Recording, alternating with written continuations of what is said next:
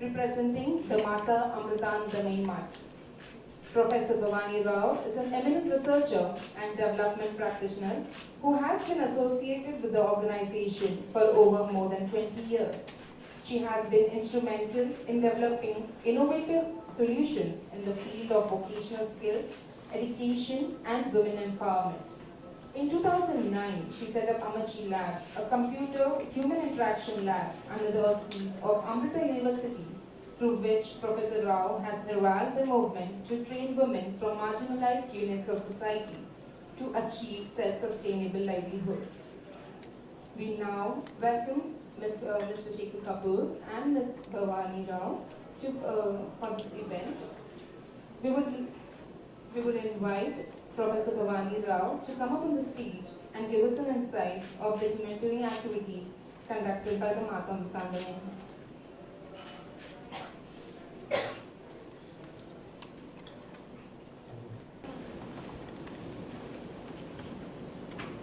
I think what I'll do is you watch the bit of the documentary, and then I'm sure there'll be a lot of questions. And so whatever I have to say, I'll say to what arises in your mind rather than what arises in my mind. Is that all right? Yes? Okay. Let's watch the video and then you answer the question.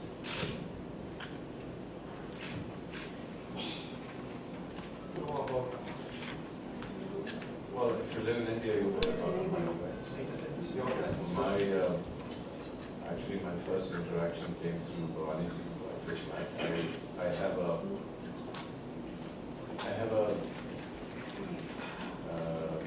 art installation at Terminal 2 called Jaltara. If you go to Terminal 2, one of the ones on water I've done, and it was an art installation about water falling down from spouts. And I was looking for a technology in which if you put your hand in the water would give you a musical note. And if you take your hand up and down, it will give you a higher note and lower note. And so you could actually go to various spouts and play a whole tune, so it had all the notes in it. And I did not know who I needed to help. By the way, that installation had to close down because it had a traffic jam on it. So everybody was missing their flights. So I was told that the best haptic technology is at the Ammas. And I was very surprised. And then I researched the Ammas. I met Bhavani ji, who just met, and I was surprised that she would be there. I went and I decided to take a look at online, and I realized the kind of institutes and the higher education they were running. I was taken aback. And then about a year later, I was asked by a friend who had made a commercial for years ago in London, who said, "Are you willing to go and would you do a film on Amma's 60th birthday?" And I said, "Yes, I will." And they said, "How much would you charge?" I said, "No, I won't charge anything. My only condition is that I get a one-on-one interview with Amma. And if you're willing to let me do that, that would be payment enough for me, because she doesn't do one-on-one interviews." And I said, "Yes."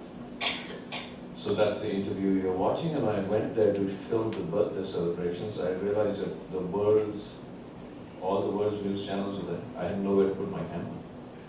The CNN was there, BBC was there, of course every news channel was there, everybody was there. So I was there with this international crew for 3-4 days, and I said, "Well, here's a chance, let me just talk to the people." So the documentary came out with no intention except the fact that I was there, and that in itself was a huge lesson for me. That things that are important in your lives just happen because you are supposed to be where you are supposed to be, and therefore they happen because you're supposed to do them when you are supposed to do them. Is that a question or an answer? I don't know. So that's how the documentary happened. That's how I met her. I met her many times since. And yeah, that's how it happened. Thank you for making that happen. Shekhar ji, Prashant ETV से सबसे पहले बधाई, क्योंकि वाकई ये गिरफ्तार कर देने वाली, मतलब जब तक हम देख रहे थे लग रहा था कि हम अम्मा के सम्मान में हैं। सबसे हैरान कर देने वाली बात क्या रही? एक तरफ तो वो पूरी दुनिया को गले लगा रही है, एक तरफ वो संसार भी है जो गले लगाने से चल रहा है, लोगों से बात करने से चल रहा है। तो आपके लिए सबसे सरप्राइज क्या रहा कदम कदम? मेरे लिए सबसे ज़्यादा सरप्राइज ये है कि मैं काफ़ी जब से 12-13 साल का था, ये सवाल मेरे मन में उठते जाते थे कि एक तरफ से तो हमें सिखाया जाता है कि इस पूरे उसमें सब चीज़ वही है, वो चीज़ है जिसको आप नाप तोल सकते हैं तो वही रहती है। That which is can be measured is something, if it can not be measured it's nothing. तो दिल्ली में रहता था मैं, वहाँ दिल्ली में छत पे गर्मी में सोते थे, तब पोल्यूशन नहीं था, ना लाइट पोल्यूशन थी ना पोल्यूशन थी। तो जब आसमान में देखता था तो पूरा मिल्की वे इफेक्ट, बिल्कुल ऐसा लगता था कि पूरा ब्लैंकेट है। तो अपने पेरेंट्स और मदर से पूछता था हमेशा कि ये कहाँ से जाती है, ये आसमान कहाँ से जाता है। उनका आंसर ये था कि जाता ही रहता है, कभी कम नहीं होता, बंद नहीं होता, इट्स फॉरएवर। तो ये चीज़ फॉरएवर क्या है, तो मैं आज भी वही ढूंढ रहा हूँ। ये फॉरएवर जो चीज़ है, जो फॉरएवर है, जो नापी नहीं जा सकती, तोड़ी नहीं जा सकती, जिसमें हम रह सकते रहते हैं, जो हमें सिखाया जाता है कि सब कुछ जिंदगी में नाप तोड़ के ही बनती है, और अगर नाप नहीं सकते, तोड़ नहीं सकते तो है नहीं। तो वो कौन सी चीज़ है जो है नहीं लेकिन है, और जो है नहीं जो है उसी चक्कर में हम कहानी बनाते रहते हैं। सारी हमारी मिथोलॉजी उसी चीज़ है, कृष्ण का पूरा वो गीता का उद्देश्य ही उसी चीज़ में। जब अर्जुन ने कहा आप कौन है, तो उन्होंने यही कहा कि मैं वो हूँ जो नहीं हूँ और हूँ। ये जब सवाल उठते हैं तो आपके मन में आता है कि मैं कौन हूँ जो मैं नहीं हूँ और हूँ, ऐसा कैसे हो सकता है। मैं मालूम मैं अम्मा से मिला तो इसी सर्च में मिला। तो आप क्या, आपका सवाल ये है कि लोग जो एक तरफ से डेवलपमेंट है, दूसरी तरफ कहते हैं डेवलपमेंट से कुछ नहीं होता, वो आपकी परसेप्शन है एक। लेकिन जो भवानी जी कह रही थी कि ऐसे एक किसान है अम्मा जैसी जो ना ही आपसे गले मिलती, आपको जो मिल रहा है वो आपको मिल रहा है, जो आपको नहीं चाहते मिलना वो नहीं मिलेगा। लेकिन दूसरी तरफ से जो वो चीज़ें कर रही हैं, मुझे यही लग रहा था जो मैं डॉक्यूमेंट में पूछ रहा हूँ, आगे आप देखें पूछ रहे हैं कि ये सब चीज़ें ऐसे रहती है, कैसे कर लेती हैं। तो थोड़ा सा अंग्रेजी में कहता हूँ कि हिंदी में वो ये अंग्रेजी की लफ्ज़ पढ़ते हैं कंपैशन, ये सब तो थोड़ा अंग्रेजी में बात करता हूँ। पर ये कि ये ऐसे कौन से इंसान हैं जो इतने वक्त में इतना कुछ कर लेते हैं, वो कैसे करते हैं। जो सवाल कि अगर दिन में 14 घंटे 15 घंटे 16 घंटे आप लोगों को हक कर रहे हैं और आरती कर रहे हैं, मेडिटेशन कर रहे हैं लोगों के साथ, तो फिर ये जो इंस्टीट्यूट्स आप चला रहे हैं, और मैंने पूछा उनसे जब मैं उनके वहाँ अस्पताल गया तो मैंने कहा ये जो नया वार्ड खुला है ये किसने डिसाइड किया। हमने एजुकेशन का अच्छा ये न्यूक्लियर फिजिक्स का ये जो आप बात कर रहे हैं, ये जो नया विंग आप खोलने की बात कर रहे हैं, वो किसका डिसीजन हमारा। तो अम्मा से मैंने पूछा कि ये कैसे करते हैं, तो उनका सवाल था कि there is no brick that moves without my knowing. ये नहीं था कि there is no brick that moves without my doing, ऐसा नहीं था। तो ये डूइंग कैसे होता है, what is the difference between knowing and doing. सब कुछ मालूम है लेकिन मैं नहीं कर रही, ये मेरे जरिए हो रहा है। ये इंसान कौन से है, एक इंसान तो नहीं कर सकता, लेकिन अगर एक इंसान कर रहा है तो आप में कंपैशन की वजह से क्या हो रहा है आपको, जिसकी वजह से ये सब कुछ हो रहा है। तो ये सब कुछ हो रहा है क्योंकि आप कर रहे हैं और आप प्रमोट कर रहे हैं, क्या कर रहे हैं। तो ये सब सवाल मेरे मन में आज भी। तो अम्मा से मिलने से कुछ और थोड़े थोड़े आंसर मिलते हैं। कोई मिरेकल नहीं होगा आपको, कुछ लोगों के लिए जो हल करते हैं उनके लिए मिरेकल होता है। जो मिरेकल तो वो चीज़ होती है जो रोज होती है, लेकिन आप जानते नहीं क्योंकि ह्यूमन माइंड में बॉलीवुड चल रहा है, ड्रामा चल रहा है। अगर ड्रामा ना हो तो मिरेकल नहीं है, लेकिन आप रोज आपका एक नेक्स्ट ब्रेथ एक मिरेकल है। तो ये सब सवाल जो है, तो अम्मा जो कुछ वो कर रहे हैं वो तो भवानी जी क्या उससे बहुत ज़्यादा कर रहे हैं। There's no education, she's not been educated, she has apparently no time. How do you achieve everything in no time? Those are the questions. Okay, Shekhar ji, मेरा प्रश्न आपसे ये है कि जीवन में भूल का होना एक अपने आप में बहुत बड़ी उत्पत्ति है, बहुत बड़ी बात है। जब आप अम्मा से प्रश्न कर रहे और जो उन्होंने आंसर दिए, जो उनको उत्तर थे, तो वो बहुत सामान्य थे। मैं समझता हूँ कि अगर आप किसी भी इंसान से कुछ सलाह लें तो आपको बहुत सारी सलाह दे देगा, बहुत अच्छी अच्छी बातें बता देगा। पर मेरा मानना ये भी है कि जब तक आप उन चीज़ों को अपने जीवन पर लागू नहीं करते तो वो फिर वो बीज ही हो जाता है, वो वृक्ष नहीं बन पाता।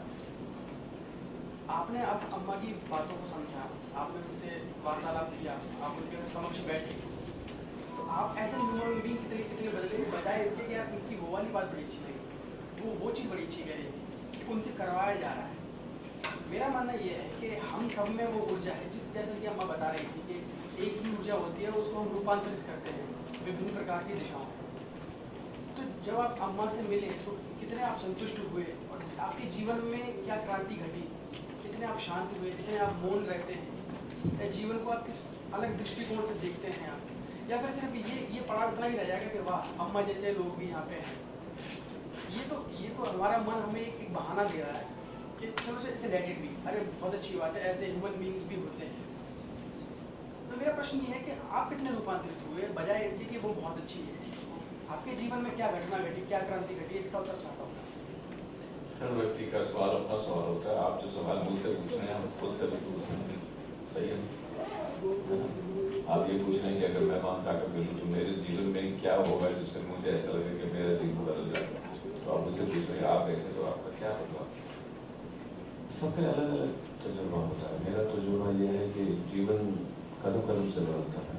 स्पिरिचुअलिटी और आपका जो बदलाव है जीवन का कदम कदम से आगे चलता है। वो हम मेरे तक ढूंढते हैं कि अरे मैं किसी ने मेरे सर पर हाथ डाला तो मुझे पूरी जिंदगी में पूरा आसमान सामने देख गया। ऐसा कुछ लोगों को तो होगा, मेरी एक्सपेक्टेशन ही नहीं हो। मैं नहीं चाहता, मुझे नहीं लगता कि ऐसी जिंदगी ऐसे आगे बढ़ती है। मुझे लगता है कि कदम कदम से बढ़ती है। जो बदलाव आता है वो कदम कदम से आता है। और रोज आपको ये देखते हैं कि यार आज मेरी जिंदगी में ये बदल गया। ऐसा कोई बदलाव नहीं आता। बदलाव आता है और आपको सच में ऐसा लगता है कि हाँ कुछ बदलाव आ गया है। चुप कर बदलाव आता है। तो मिलने से, जाने से, सोचने से, आगे बढ़ने से, कदम आगे लेने से ऐसे बदलाव आते हैं। सबके थोड़ी सी कि एक दिन आपने मिले और फिर सामने परियां आ गई। ये नहीं कहते आपको परियां चाहिए, जो जिसको चाहिए वो ऐसे नहीं आता, वो छोटे छोटे करने से आता है।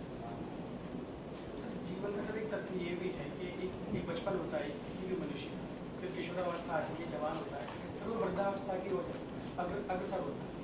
तो डोंट यू थिंक कि जीवन में एक ऐसा पड़ाव आ गया है कि अब फिल्में फिल्में बहुत हो गई, गाने, नाचना गाना, पार्टीज बहुत हो गई, थोड़ा जीवन का ये पहलू भी देखिए। आपने जो सुबह मैं इंटरव्यू देख रहा था, लोग मुझे ये पूछ रहे थे आप फिल्में क्यों नहीं बनाते हो? आप पूछ रहे हैं कि फिल्में क्यों नहीं बंद कर सकते? आप बनाना सही नहीं, आप समझ लो क्या करना है कि ये जाकर मैंने एक डॉक्यूमेंट्री बनाई है, आगे ये देखते हैं क्या है। ये तो मेरे लिए my exploration is been going on for years. जो अंदर मेरे हो रहा है, sense it happening and I'm allowing, बहुत चीज़ें ऐसी होती है, you have to allow yourself, you have to allow it to happen rather than provoke it. You just let yourself go into the storm and let the storm take you forward. Most of the time you're too afraid. वो डर चले जाता है, वो डर नहीं रहा, film ना बनाने का डर नहीं रहा, करियर ना होने का डर नहीं रहा, नहीं होगा तो नहीं होगा तो होगा, वो सब डर निकल जाते हैं। आहिस्ते आहिस्ते आप खुल जाते हैं, you become free of fear, and as you become free of fear, then you are free to do what you need to do, and you're free to allow what you need to allow to happen, to let it happen. Do you know what I'm saying? You let life take you forward, rather than make life take you forward. Because when you say you're going to make life take you forward, you're making a mind that is already polluted with everything that you're thinking about.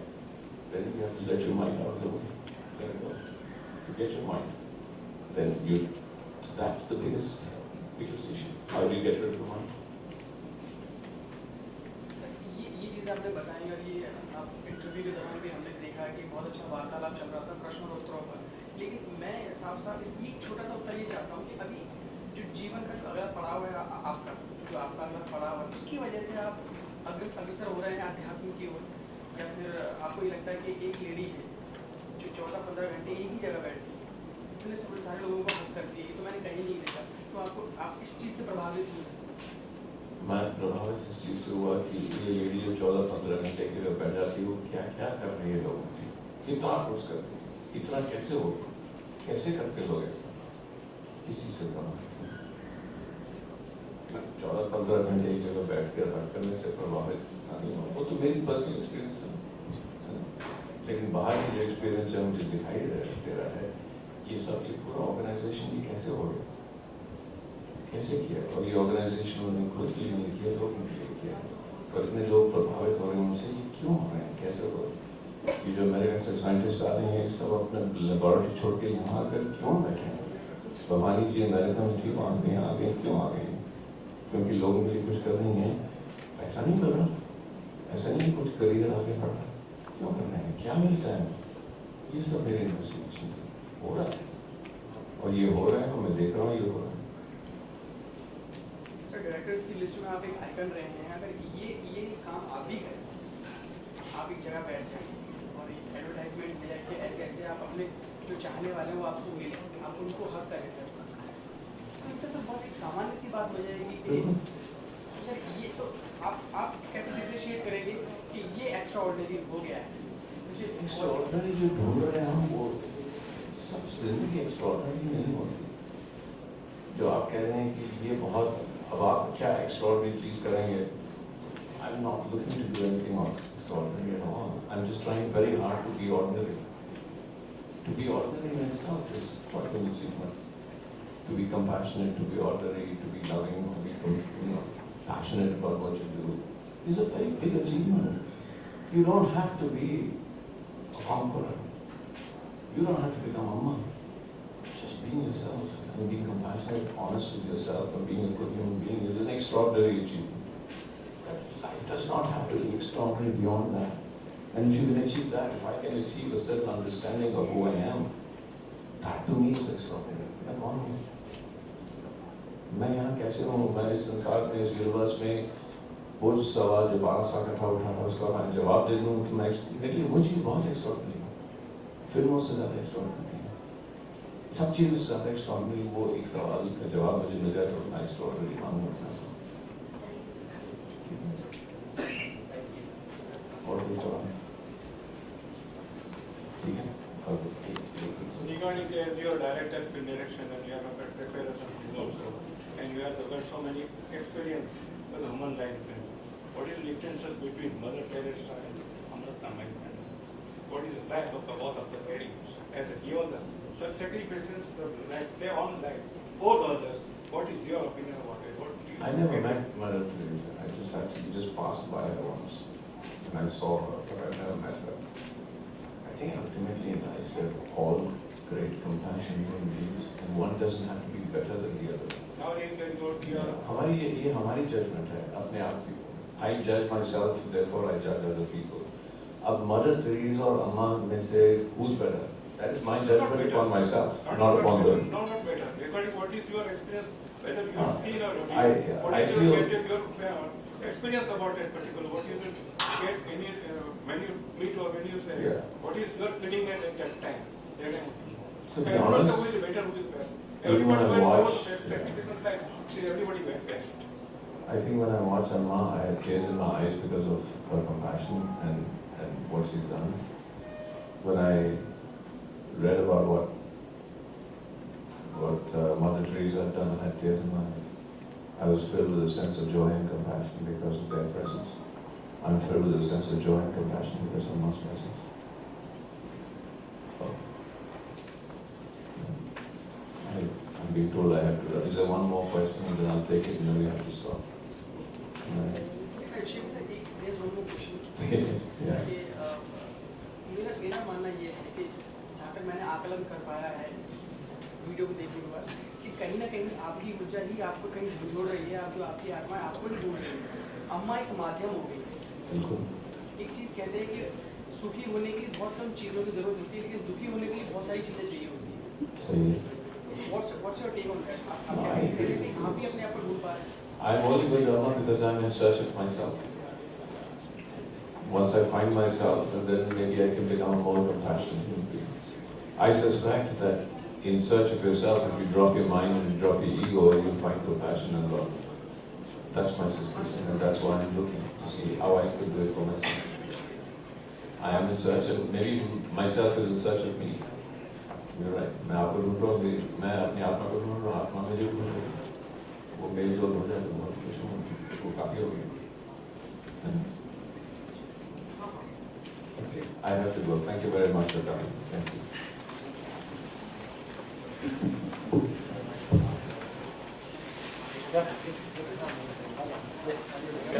For our questions. I would like to take this opportunity to thank Shekharji, Professor Bhavani Rao, and all the press fraternity to come in at such a short notice. The high tea is open. Please join us. Thank you so much.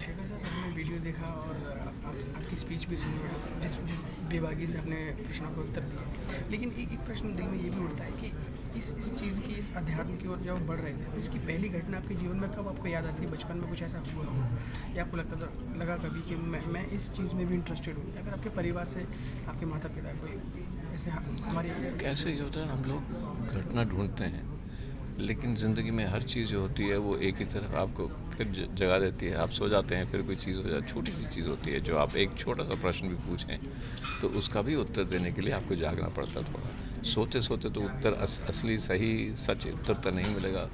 तो मैं जब 12 साल का था तो दिल्ली में रहता था और फिज़िक्स नई नई पढ़ाई जा रही थी मुझे, और मुझे यही पढ़ाया जाता था कि जिस चीज़ को आप नाप तोल सकते हैं वही चीज़ होती है। जिस चीज़ को ना आप नाप सकते हैं, ना तोल सकते हैं, ना सूंघ सकते हैं, ना छू सकते हैं, ना देख सकते हैं, वो चीज़ नहीं होती। हम रात को दिल्ली में छत पे सोते थे तो दिनों में, गर्मियों के दिनों में छत पे ओस आती थी, थोड़ा सा ठंडा लगता था, लेकिन उन दिनों में पोल्यूशन नहीं थी, ना लाइट पोल्यूशन थी ना पोल्यूशन। तो रात को जब आप लेट जाते थे तो पूरे आकाश में पूरा सब तारे दिखते थे, पूरा मिल्की वे दिखता था। जैसे आजकल अगर आपको लद्दाख जाना पड़ता है वो आसमान देखने के लिए, वो तो दिल्ली से भी दिखता था। तो मैं अपने पेरेंट्स से माँ से पूछता था कि ये कहाँ तक जाता है? तो कहते ये तो चलते जाते हैं, कभी ख़त्म नहीं होता। मैंने कहा पूछा ये ख़त्म नहीं होता, इसे गोज़ ऑन फॉर एवर। तो फिर मैंने ये प्रश्न उठा कि वो चीज़ जो कभी ख़त्म नहीं होती, वो तो नापी नहीं जा सकती, तोली नहीं जा सकती, वो क्या है? तो मेरे फिज़िक्स में क्यों मुझे सिखाते हैं कि ये तो मैं रोज़ रात को देखता हूँ, एक चीज़ जो फॉरएवर चलती रहती है उसका कोई अंत दिखाई नहीं देता। तो जिस चीज़ का अंत नहीं दिखाई देता तो उसकी शुरुआत कैसे हुई होगी? अगर अंत नहीं है तो शुरुआत भी नहीं हुई। तो ये चीज़ क्या है जिसमें मैं जीता हूँ लेकिन मुझे कहते हैं लेकिन है नहीं, लेकिन मैं हूँ, ये मुझे ऐसे लगता है। तो अगर वो नहीं है तो मैं भी नहीं हूँ, अगर वो है लेकिन वो तो है नहीं क्योंकि उसको नापा नहीं जा सकता, तोला नहीं जा सकता। तब से मुझे ये सोच है ये क्या चीज़ है, क्या हो रहा है, ये मुझे क्यों झूठ बोलते हैं मेरे फिज़िक्स क्लास में, क्यों झूठ बोला जा रहा है? तब से ही सर्च है वो एक। तो तब से मैं कहानी लिखनी शुरू कर दी, क्योंकि हम कहानी इसीलिए लिखते हैं क्योंकि वो जो समझ नहीं आता उसको हम कहानी में कर देते हैं। जब पहली बार बिजली आई थी तो लोगों ने कहा था कि अरे भगवान नाराज़ हो गए इसलिए बिजली आ रही है, क्योंकि समझ नहीं आ रही थी। जो चीज़ नहीं समझ आती उसके बारे में कहानी लिख रहा हूँ। शेखर सर, साथ साथ ये भी जानना चाहेंगे, आपकी बातों से ये मालूम पड़ रहा है कि आपका दृष्टिकोण पूर्णतः बदलाव की ओर है और देख सकते हैं कि बदल भी चुका है। तो जब किसी इंसान को कुछ एक सच्चा धन मिल जाता है या कुछ सत्य का प्रकाश मिल जाता है तो उसकी एक उत्कंठा ये भी होती है कि ये चीज़ मैं और लोगों में भी बांटूँ, और लोगों को भी बताऊँ कि जिस चीज़ में तुम हो वो मिथ्या है या एक भ्रम है तुम्हारा, ये सच्चाई है। तो उसके लिए आप क्या कर रहे हैं?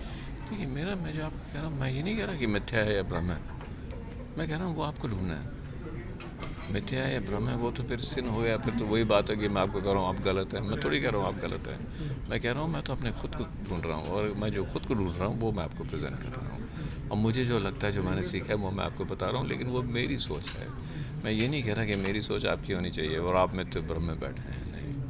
और दूसरी चीज़ आपने पूछी कि लोगों में बांट रहा हूँ, कि देखिए 1 2 3 4 5 6 7 8 9 10 चैनल तो हैं यहाँ, तो बंट ही रहा है, मैं बांट नहीं रहा। लेकिन कुछ चीज़ ऐसी होती है कि बांटने से नहीं बट जाती है, चीज़ें हो जाती हैं। और अक्सर मैंने यही देखा है कि जो चीज़ आप अरे मैं तो प्रचार करूँगा, तो आप प्रचारित हो गए। अब आप प्रचारित हो गए, अब ढूंढिए, फिर आप ब्रांड हो गए, फिर आपको बताना पड़ेगा आप लोग आप प्रचारित नहीं हैं, आप कुछ नहीं है जो नहीं है। लेकिन अगर सच्चाई की तरफ जा रहे हैं तो लोग आएंगे, लोग आपके पास आएंगे, क्योंकि आप सच्चाई की तरफ जा रहे हैं। आप आ गए आज, क्योंकि मैंने कुछ सच्ची बात कह दी तो आप लोग आ गए। अगर मैं झूठी बात कह रहा तो कहते हैं आज है, अरे भाई अब बुलाओ सबको, सब कुछ बताओ, उसी पिलाओ, पिलाओ, कुछ कहना है मुझे, तो नहीं किया। बड़ी फिल्में करते तो ऐसे ही करते, तो छोटी सी चीज़ें हो गई। लेकिन सर आप कहीं ना कहीं ये नहीं मानेंगे कि हर एक इंसान को बीज से वृक्ष होने का एक मौका देना चाहिए, उनको बताना चाहिए कि एक चीज़ ये भी है, बजाय लोग कहेंगे प्रचार है, लेकिन कहीं ना कहीं आपको ये आत्मसंतुष्टि रहेगी। हर इंसान को एक ही चीज़ नहीं, सैकड़ों चीज़ें मिलती है, रोज़ मिलती हैं। मुझे कोई लोग कहते हैं कि यार कोई मिरेकल दिखाओ, अम्मा को बोलो कोई मिरेकल दिखाओ। मैं कहता हूँ देखो आज सूरज चढ़ा नहीं। आप किसी मैथमेटिशियन से पूछो कि पूरे संसार में शुरुआत से बिग बैंग से आज तक लेके सूरज इस वक्त चढ़ने के लिए क्या क्या सही जाना चाहिए, आप साल निकाल देंगे, वो इक्वेशन निकालते हैं कि ये सही है, नहीं सही है तो ये नहीं सही। एक साल में आप निकाल देंगे एक सूरज चढ़ेगा, तो कि ये जितनी चीज़ें सही होनी, जितनी इक्वेशंस मैथमेटिक्स सही होनी चाहिए, उसमें 0.0000001% कुछ गलत हो गया, सूरज नहीं आएगा। ये मिरेकल नहीं है तो और क्या है कि रोज़ सही होता है। आप सांस लेते हैं, कभी किसी डॉक्टर के पास जाकर सोचिए कि आपकी मन में, बदन में अगली सांस लेने के लिए क्या क्या सही होना चाहिए, आपके बदन में नहीं, बाहर भी। आप समुद्र से बाहर हैं, आप समुद्र में नहीं करना, ये नहीं होना चाहिए, लेकिन आपके हर एक सेल में कुछ एक चीज़ बिल्कुल सही जानी चाहिए ताकि आप अगली सांस ले पाएँ। ये मिरेकल नहीं है। रोज़ तो मिरेकल होते हैं, हम ड्रामा ढूंढते हैं, जो नहीं है वो ढूंढते हैं। तो ये कौन सी चीज़ है जो हम अपने आप को कह रहे हैं भैया स्पिरिचुअल बनने के लिए, आगे बनने के लिए उनको बोलिए कोई ऐसी चीज़ करके दिखाएं जो नहीं है, और जो है वो हम ढूंढ लिया, अब तो रह गया, जो है उसको क्यों छोड़ के जा रहे हैं। सर चलते सर अंतिम प्रश्न मेरा ये रहेगा कि क्योंकि आपका दृष्टिकोण बहुत अध्यात्म हो चुका है, तो ये चीज़, ये छवि हमें आपकी फिल्मों में देखने को मिलेगी, और मिलेगी तो कौन कौन सी होगी? तो ये हर एक चीज़ में छोटी छोटी चीज़ें तो होती हैं। मैं कहता हूँ बैंडेड क्वीन में एक बचपना था जो आप नहीं भूल पाए। जहाँ मैं जहाँ जाता हूँ लोग कहते हैं यार बैंडेड क्वीन जैसी अच्छी पिक्चर बना दो, क्यों कहते हैं? उसमें उसको अपना बचपना दिखाई देता है, वो लोगों का अपना, मेरा ही बचपना था, मैं भी मिस्टर इंडिया, सॉरी बैंडेड क्वीन कहना, मैं मिस्टर इंडिया की बात कर रहा हूँ। मिस्टर इंडिया में लोग अपना बचपना देखते हैं, बैंडेड क्वीन में अपनी ही मर्दानगी के ऊपर अपने आप को गालियाँ देते हैं, क्योंकि मैंने अपनी ही मर्दानगी पे अपने आप को गालियाँ दी थी बैंडेड क्वीन में, वही तो बाहर आ गया। मिस्टर इंडिया में मैं अपने बचपन को ढूंढ रहा था, वो बचपना बाहर आ गया, और तो लोग देखते हैं तो उनको अपना बचपना याद आता है। तो अपने आप को आप डालते जी सामने डालते रहिए। और सर अपकमिंग प्रोजेक्ट्स अभी बिल ख़त्म करके फिर एक बार फिर कोशिश करूँगा पानी बनाने की, क्योंकि पानी तो बहुत बड़ा मसला है। Wish you all the best and thank you so much for thank you. So much. Thank you.